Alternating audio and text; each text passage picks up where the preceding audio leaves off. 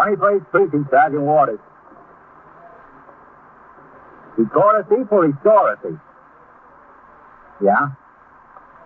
Yeah? Well, where is it? Where are they holding him? Oh, it's a woman. Where has he got it? Yeah? You're in the muster room at the 21st Precinct, the nerve center. A call is coming through. You will follow the action taken pursuant to that call from this minute until the final report is written in the 124 room at the 21st Precinct. Yes, sir. I'll send the officers right over there. That's right. Yeah.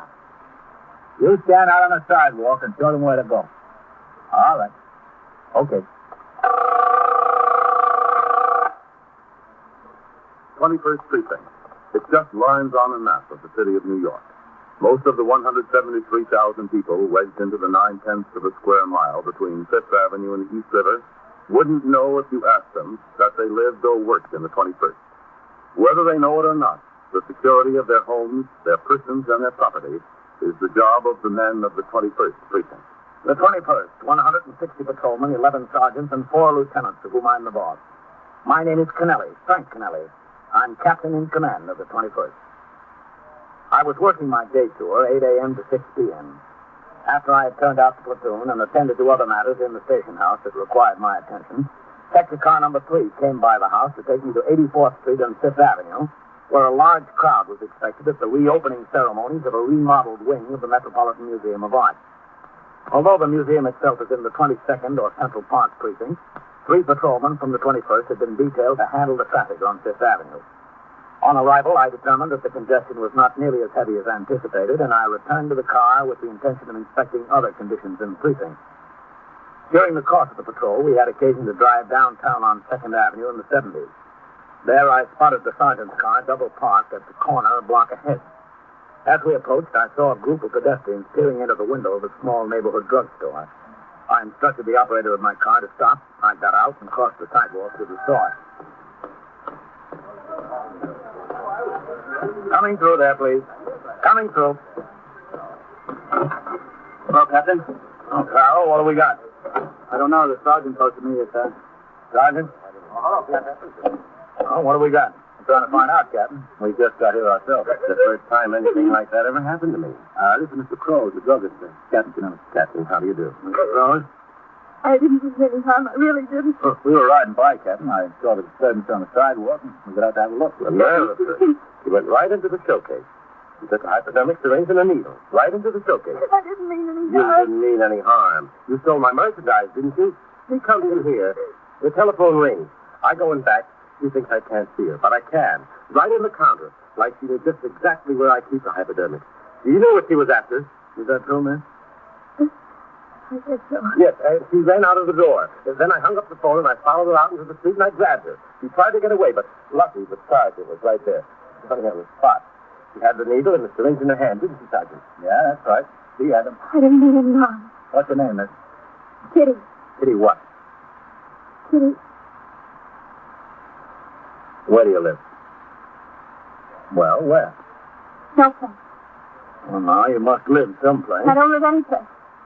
Is it that you don't live any place, or is it that you don't want to tell us where you live or what your name is? I'm not telling you.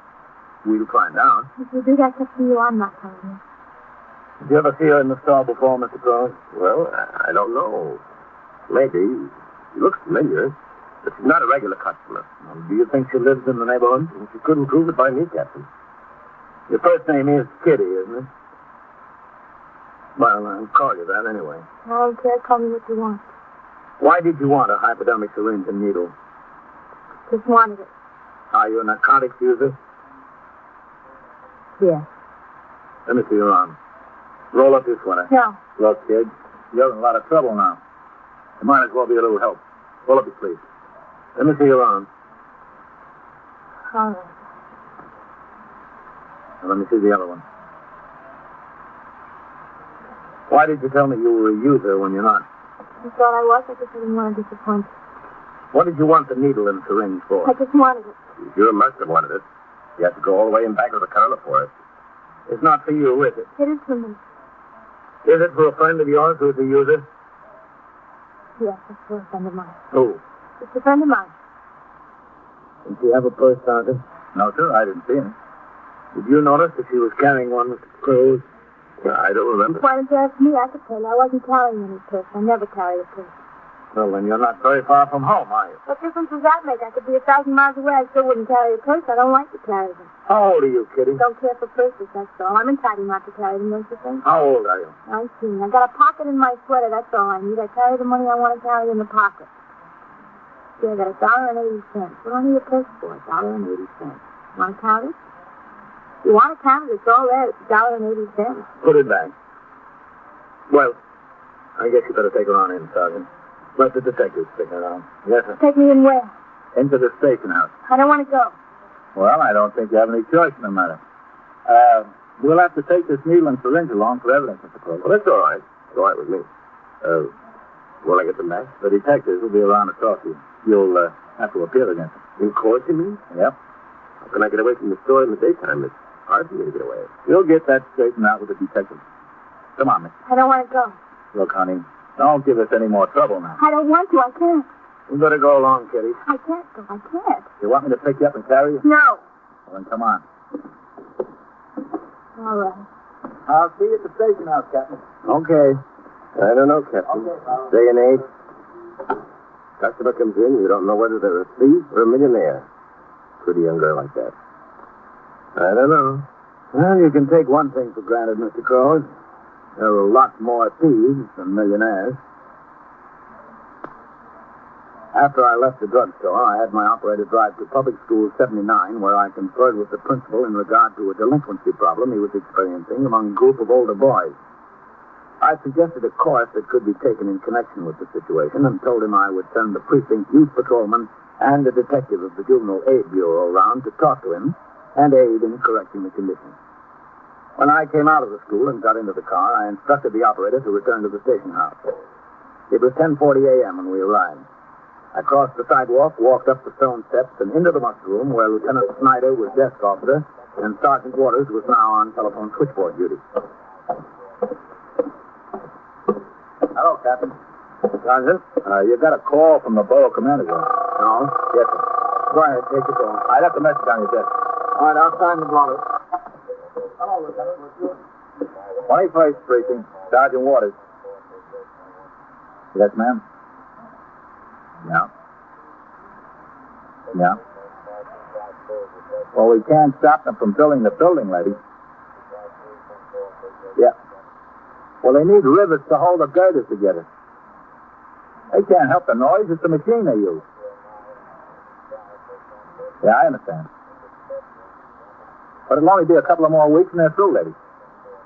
Well, and after the steel workers come the bricklayers. They work quiet. Yes, ma'am. You're welcome. What happened to the girl, Sergeant? What girl? The one you arrested in the drugstore. Oh, yes, sir. She's upstairs in the detective. Did she say who she is? Not that I know of, Captain. I've been talking with her. Mm-hmm. Have they booked her in yet? No, sir. What do you think she wanted with the hypodermic outfit? She's not a user.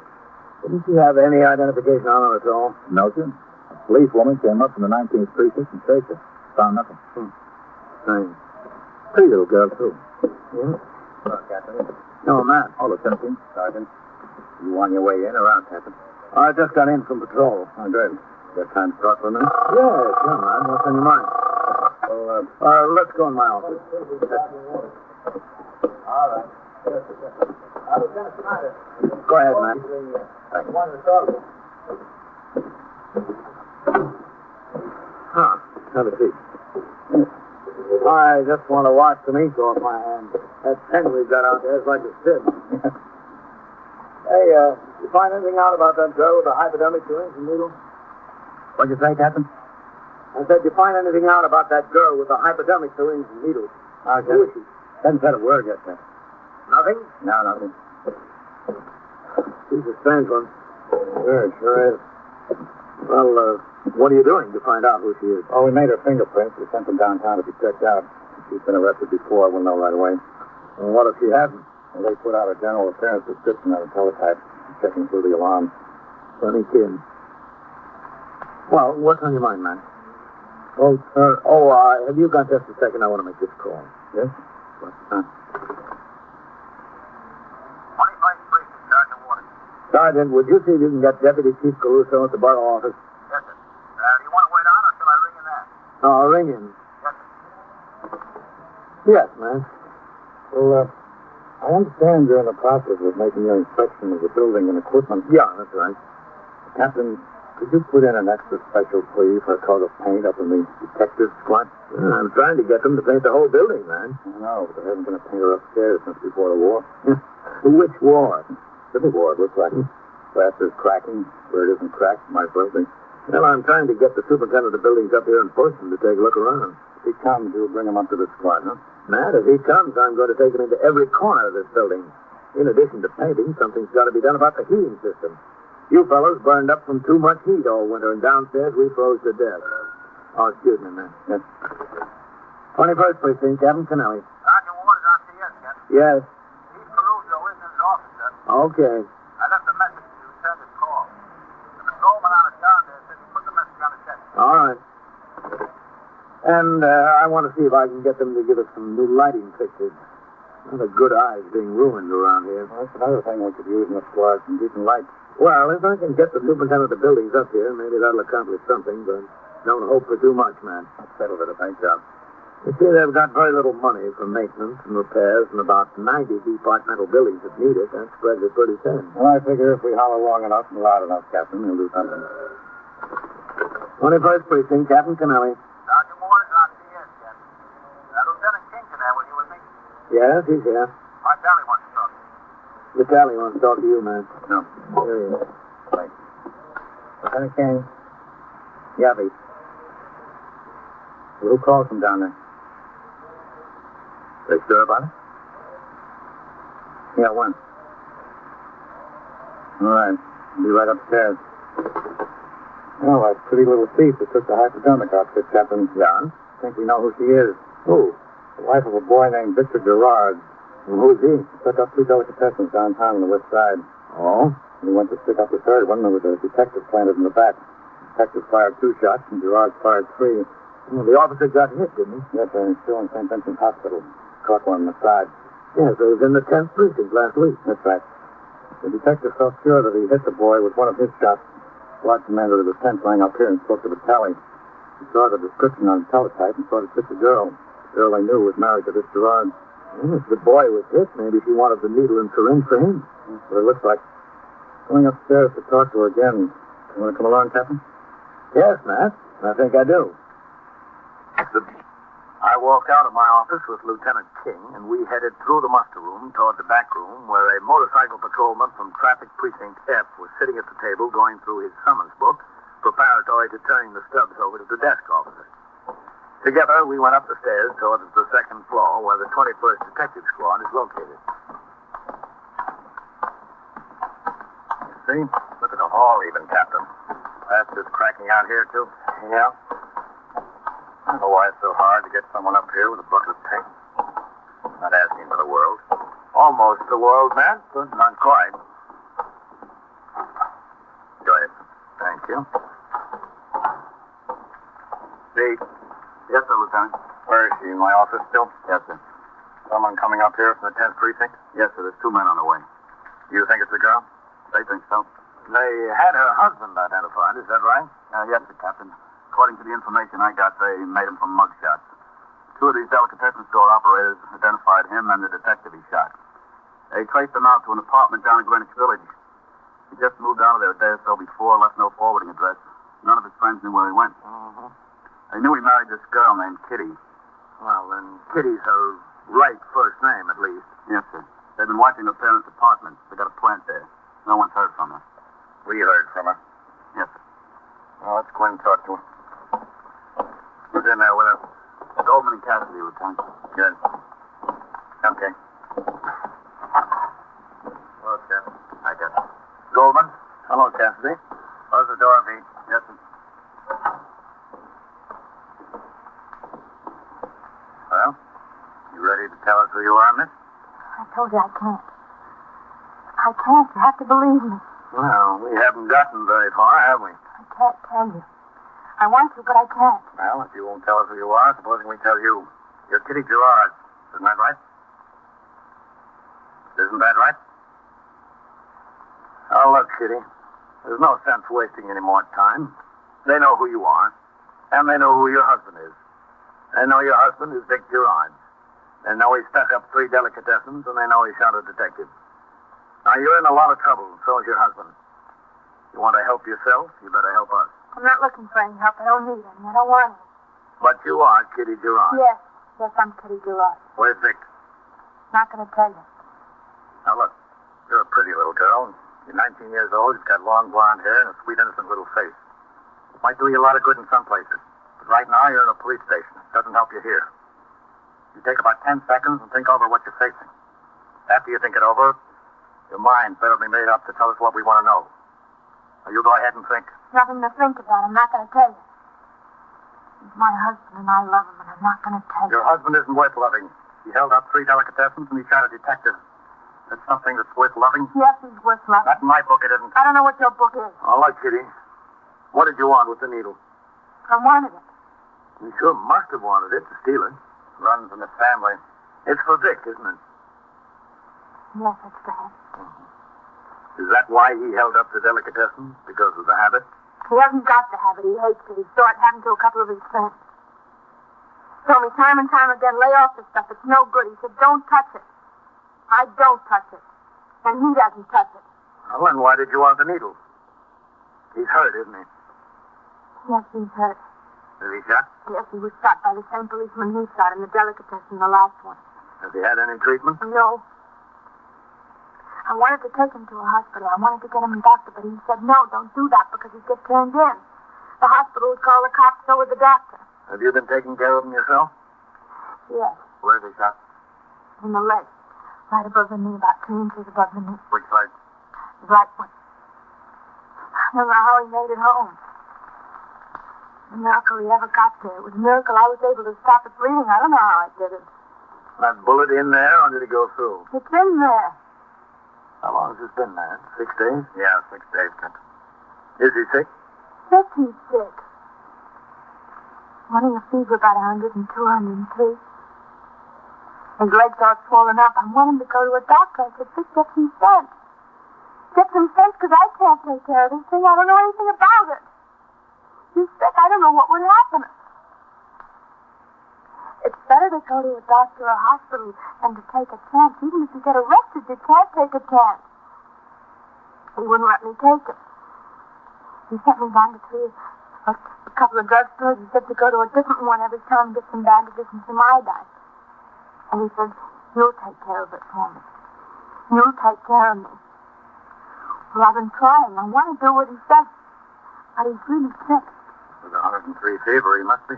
You know what that fever's a sign of, don't you? It's infected. Badly infected. I know. I read it in the first aid book. He didn't sleep all night hardly last night. Got up this morning. He was so hot you could hardly touch him. Been taking aspirin by the dozen. He says it gets the fever down. I told him it's not the fever that's so bad, it's the infection. We had an idea this morning. He said there was one thing that would take care of it. He said he ought to take some penicillin. Well, you can't get penicillin without a doctor's prescription, and you need a hypodermic needle to take it. I told him I couldn't give him a hypodermic. He said he'd give it to himself. And he told me to go out and get penicillin and a hypodermic and not to come back until I got him. Well, I tried to buy a hypodermic. He told me to say I was diabetic. You know that I had to take insulin? Well, I tried it. Druggist all said I needed a doctor's prescription. Including the druggist where you tried to steal the stuff? No, other ones. I went to a lot of drugstores. Finally, this one. I saw where he kept him, so I looked around the store, and his phone rang. I tried to get it out of the showcase before he caught me on the street. You know the rest. I never even got a chance to get any penicillin. I didn't even try. Where is he, Kitty? No, I'm not going to tell you. He's my husband. I'm not going to go against anything that he says. Just because he's your husband, that doesn't make him right. I know it doesn't. But he's my husband. Kitty, he's got a bad infection in his leg. He's been running 103 fever. You know what's going to happen to him if he doesn't get under a doctor's care, don't you? If he doesn't get into a hospital? He said the penicillin would take care of it. Well, how is he going to get the penicillin now? I guess he won't be able to. Yes, he's just going to stay there and wait for you to come back. He told you not to come back until you got it. He's probably up there in that bed, sick with fever and in agony from pain. Pretty soon he's going to be beyond the point where any doctor can help him. Now, you say you love your husband. I do. Well, if you love him, you'd see that he got into a hospital and under proper care. He doesn't want to. It's not going to make any difference what he wants very soon because he's going to be dead. But it couldn't be that bad. It's bad enough. Now, if you want him alive, you better tell us where he is. I wanted him to go to a doctor. I wanted him to go to a hospital, but he said no. Where is he, Kitty? In the room. We've got to furnished room. Where? He said I should. Where is your room? 742 East East. Is he there alone? Yes, he's alone. In bed? He was when I left him. Can he get out? He can't walk. Does he have a gun? Yes, he's got a gun. Where does he keep it? Right there next to him on the table. You think he'll use it? Oh, he won't use it. I'm sure he won't. He's sick. He's sick in bed. He was shot in the leg. Yes, I know. But there's nothing wrong with his hands. The interrogation of Kitty Gerard continued until the arrival of the two detectives from the 10th Squad. In the course of the questioning, a complete description of the room in which she resided with her husband was obtained. Detectives Goldman and Cassidy were sent to the address with instructions to wait there on a plan. At 12:05, the detail assigned to make the arrest left the station house. Because Gerard was known to be armed and had already shot one detective, the utmost precautions were made to take him, despite his apparent physical disability. 4 patrolmen and Sergeant Waters were detailed to assist the detectives by covering the hallway, the sidewalk, and the rear of the building. It was decided to take Kitty along in the hope that the element of surprise could be employed and the fugitive apprehended without further shooting. At 12:20, Lieutenant King, with Kitty at his side, Sergeant Waters, Detective Vitale, Detective Wilkes of the 10th Squad, and I proceeded up the stairs to the 3rd floor hall room which the couple occupied. Our revolvers were drawn.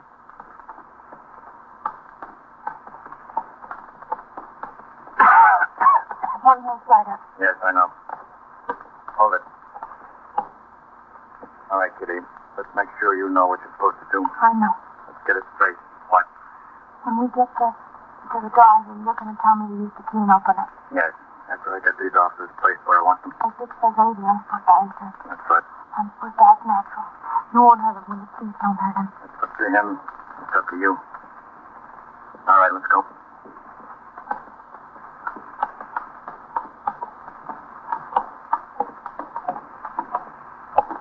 You won't get hurt, Captain. No, not if you help us. All right. Better keep quiet. Okay, upstairs. To get that fixed.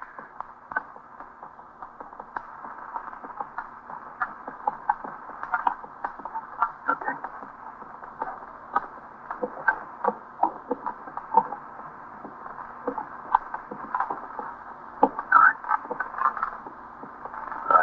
Over there. Yeah. See? Look. There. Okay. Okay. You gonna stay with me, Captain? Yep. All right, Kitty. Here's the key.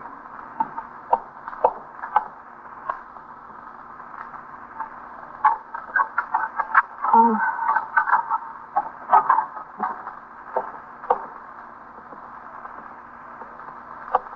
Kitty? Yes, I get me. How do you feel? Lousy. You get this thing? Okay, let's go. Out of the way, Kitty. What is... Hey, wait out, Vic. Don't move. Get the gun. I see it. What's going on? You know what's going on, Vic. Kitty, Kitty. Yes, sir.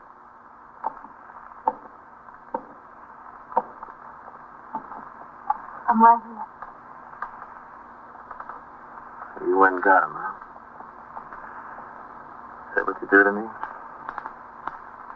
You went and got him. All right, let's see if they keep away from me. Get those hands down at your side. Get them down there. Yeah. That's better.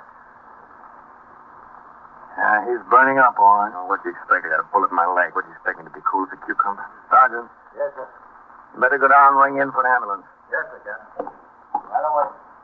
Who's got the gun? Wilkes. Wilkes, bring the gun over here. Yes, Lieutenant. Here you are. Thanks. do you expect to accomplish with this, Vic? I don't know. Shoot another cop? What do you want me to do? The cop was shooting at me. I know what I wanted you to do. Kitty. Yeah. Callie, what'd you do it for? Take a look Okay. around the place, will you? Yes. What'd you do it for? What'd you turn me in? I was arrested in the drugstore, Vic. I was arrested taking the needle. You'd be so stupid if you get caught. I ask you to get a little thing like a hypodermic needle, some penicillin, you get caught. How could you be so dumb? All right. Take it easy. How could I take it easy? How could you be so dumb when you answer me that? Couldn't help it, Vic. Want you to do something for me and mess things up. You just leave it to you, huh? You want to show us that leg, Vic? No, I don't want to show you guys anything. Just go away and leave me alone. I'm sick. I'm dying. We're going to take you to the hospital, Vic. You'll be all right. Yeah, sure, I'll be all right.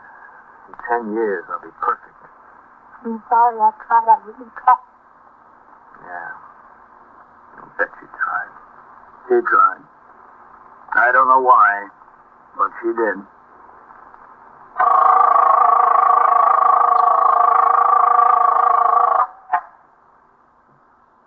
21st Precinct, Sergeant Waters. Who's shooting? A cop is shooting or a cop is shot? Yeah? Yeah? Where is it? 75 or 79? Wait a minute now, not so fast. What about a taxi cab? Yeah? Yeah? And so it goes, around the clock, through the week, every day, every year. The police precinct in the city of New York is a flesh and blood merry-go-round. Anyone can catch the brass ring, or the brass ring can catch anyone. 21st Precinct, the factual account of the way the police worked in the world's largest city, is presented with the official cooperation of the Patrolmen's Benevolent Association, an organization of more than 20,000 members of the Police Department, City of New York. Everett Sloan in the role of Captain Kennelly, Ken Lynch as Lieutenant King. Featured in tonight's cast were Joan Loring, Bob Reddick, Joe DeSantis, Harold Stone, and John Sylvester. Written and directed by Stanley Niss. Produced for CBS Radio by John I.